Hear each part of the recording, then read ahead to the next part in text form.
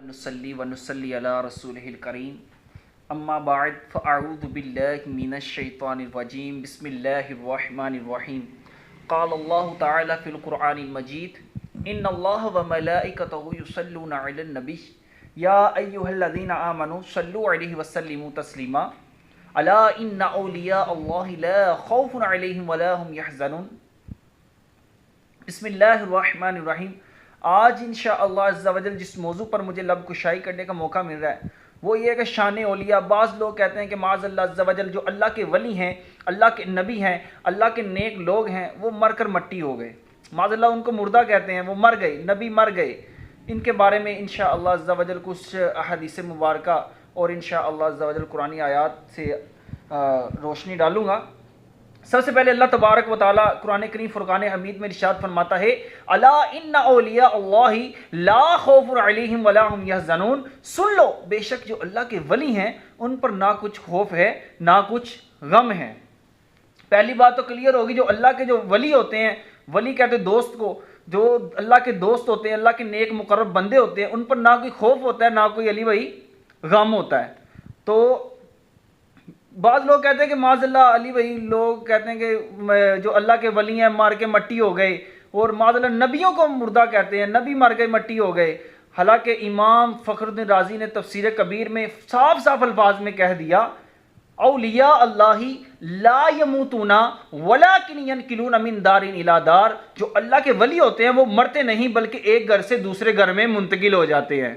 ये जो वहाबी खबीस हम पे फतवा लगाते हैं कि तुम औलिया को जिंदा कहते हो, औलिया मरते नहीं हैं, औलिया हाजत रवा है, उनको चाहिए कि पहले इमाम फ़खरुद्दीन राज़ी पर फतवा लगाएं। इमाम फ़खरुद्दीन राज़ी अपनी तफसीर कबीर में फरमाते हैं, औलिया अल्लाही ला यमूतूना वलाकिन यनकिलूना मिन दारिन इला दार। अल्लाह के जो वली होते हैं वो मरते नहीं बल्कि एक घर से दूसरे घर में मुंतकिल हो जाते हैं। अब हम कहते हैं कि दाता गंज बख्श रहमतुल्लाहि ताला अलैह अपने मज़ार पुरअनवार पे बैठकर हम हमारी हाजत रवाई करते हैं, और ख्वाजा गरीब नवाज रहमतुल्लाहि ताला अलैह इंडिया में बैठ के हमारी हाजत रवाई करते हैं। तो इसके बारे में एक हदीस कुदसी सुनाता हूँ।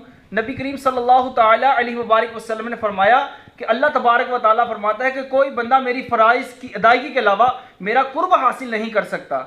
जब वो फ़राइज़ के साथ साथ नवाफिल में कसरत करता है, नवाफिल में कसरत करता है, यानी कि नवाफिल को कसरत से पढ़ता है, तो मैं उसे अपना महबूब बना लेता हूँ। और जब मैं उसे अपना महबूब बना लेता हूँ तो अली भाई अल्लाह तबारक व तआला फरमाता है मैं उसके हाथ हो जाता हूँ जिससे वो पकड़ता है, मैं उसकी आँख हो जाता हूँ जिससे वो देखता है, मैं उसकी ज़ुबान हो जाता हूँ जिससे वो बोलता है। मीठे इस्लामी भाइयों, फिर जब पकड़ने की जो ताकत होती है वो तो अल्लाह तबारक व तआला की होती है, पर बज़ाहिर वो बंदा पकड़ता है। अब हज़ूर गौसे पाक रहमतुल्लाहि ताला अलैह जब वाज़ और नसीहत फरमाते थे, बयानात करते थे, तो आप रहमतुल्लाहि ताला अलैह के जो बयानात होते थे उसमें लाखों की तादाद होती थी, हज़ारों की तादाद होती थी। और बुजुर्ग फरमाते हैं जितनी आवाज़ पहले बंदे को जाती थी उतनी सबसे आखिर वाले को भी जाती थी।